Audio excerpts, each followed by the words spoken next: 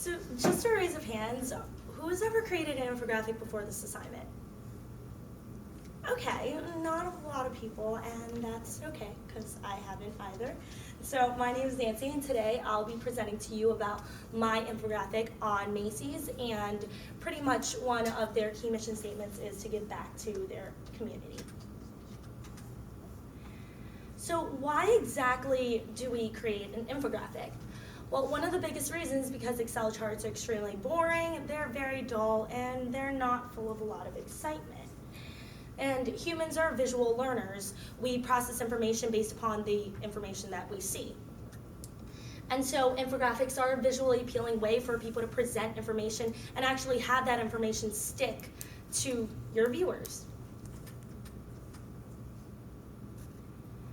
Now, I've created an infographic using the CRAP principles of contrast, repetition, alignment, and proximity. And I've used it to create an infographic that is both satisfying and visually appealing. In terms of contrast, I contrasted through the different font sizes and colors in order to create a clear focal point.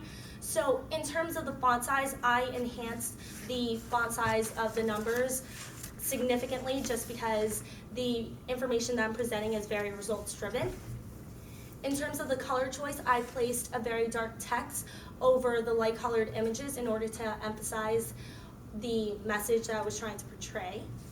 I also used a subtle degree of repetition in order to ensure that the infographics is being viewed as part of a larger whole. And so take for example, I used the helping hands theme. And in that sense, it's very much consistent with the theme of giving back to the community. I also placed red volunteers, and these volunteers are very symbolic of the Macy's participants just because their main core color is red. And in terms of alignment, related images are aligned right next to each other. So in my infographic, the monetary contributions are going to be aligned right next to the number of organizations that receive these contributions, and the number of participants are aligned right next to the number of volunteers that actually participated in these events.